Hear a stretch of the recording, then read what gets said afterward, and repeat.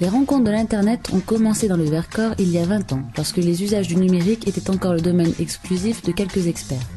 À l'heure de l'utilisation massive du numérique dans notre société, il était temps de se pencher sérieusement sur les transformations profondes que cette révolution numérique opère sur les différentes générations qu'elle traverse. Qu'ils soient baby boomers, X, Y ou Z, chacun est désormais plongé de gré ou de force dans cette société de l'information qui modifie les comportements, les interactions, les modalités de la formation et du travail et la nature même du lien entre générations. Les pionniers du numérique se sont remobilisés et organisent à présent un rendez-vous à Villard-de-Lans sur le thème de la génération Y, ce jeune avatar, enfant de la révolution numérique dont le nom veut dire « pourquoi ». Décryptage et compréhension des problèmes que pose ce jeune humanoïde à la génération qui la précède. Mais d'abord, comment perçoivent-ils cette génération Y ? La génération Y, on dit qu'elle est agile et créative, alors pas trop jaloux ? Non, moi je trouve que c'est au contraire. Si on ne sait pas leur donner leur part dans la créativité, je pense qu'on manque un vrai virage. Il faudra écouter ces jeunes pour en tirer parti et c'est pas évident pour un senior de se dire je suis un peu dépassé. Comme dans un tiers-lieu, le débat est organisé en mode coworking avec un concierge pour l'orchestrer. Les premiers débats tournent autour des questions de formation et de ses nouvelles formes. La génération Y sera-t-elle une génération que l'enseignement de type classique ennuie ?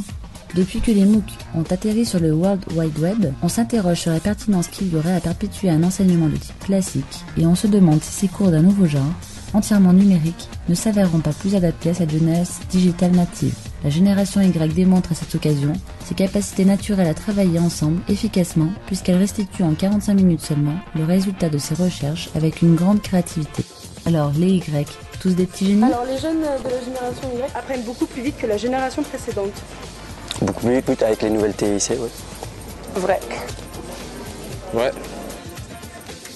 Il y a un rapport globalement au savoir, à l'apprentissage, au fait d'avoir besoin d'être acteur et d'avoir besoin de participer et d'avoir besoin d'être dans un collectif, dans un échange. Et le rôle de l'enseignant aujourd'hui, c'est en particulier d'être un animateur de cet échange.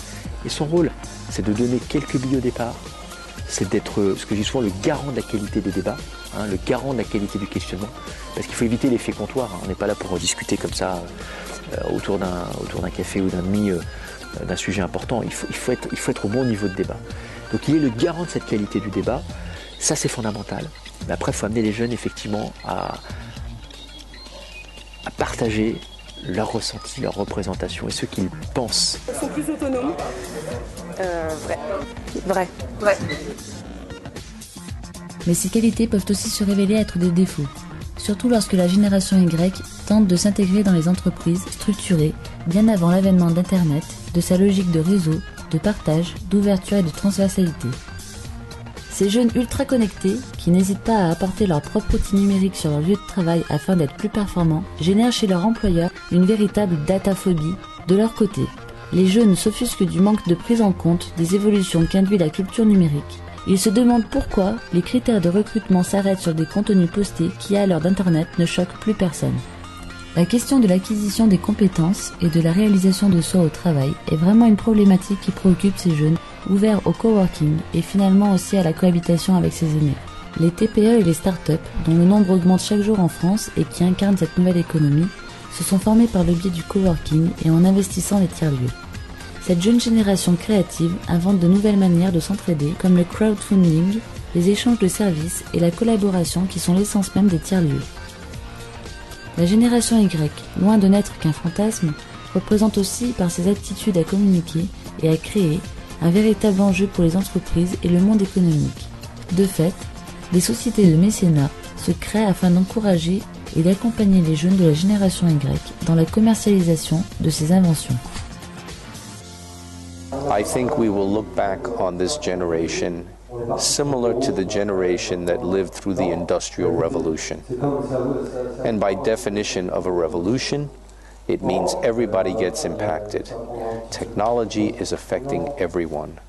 It's accelerating the way the world works. It's flattening the relationships of the world, which is why I'm here. To say that we can exist in the US or you can exist in France alone in today's world, every company is global. Every person will be global.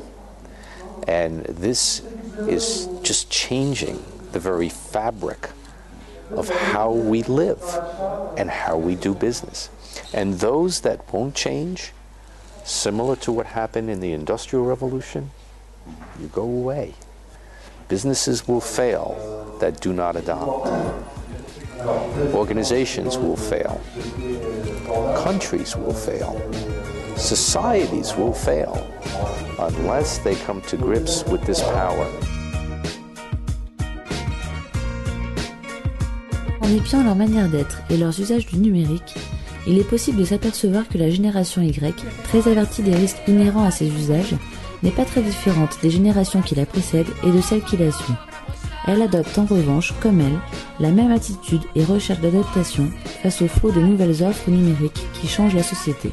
Effectivement, ces changements de génération sont liés à un monde du travail qui est devenu très difficile. Donc par rapport à ça, c'est aussi intéressant de comprendre comment vous vivez ça. C'est ça qui est intéressant pour voir, en fonction de la manière dont vous vivez les choses, comment avoir une relation et construire une relation de confiance avec cette jeune génération pour pouvoir l'intégrer et profiter de ce qu'elle a à nous apporter. Les jeunes de la génération Y n'ont pas peur de l'avenir. Vrai. Faux. Faux. Faux. Incapaz de entender, nunca disposto a perder, destilo fel antes de beber, antes de beber. Enquanto aqueço a alma em devoção, fracos não são fracos ao se darem as mãos. Corrente positiva, frente inconformista, vários aliados sem pegar atalho, gostando ou não, gostando ou não. Eu sei. Pode ser, é claro que ver o que vier, o coração me coloca à prova pra mostrar, não foi tudo em vão. Pode ser, é claro de ver o que vier, o coração me coloca à prova pra mostrar, não foi tudo em vão. Vivemos num pavio em processo de carburação, motivo pra manter a plena atenção, ácido na sinopse da nossa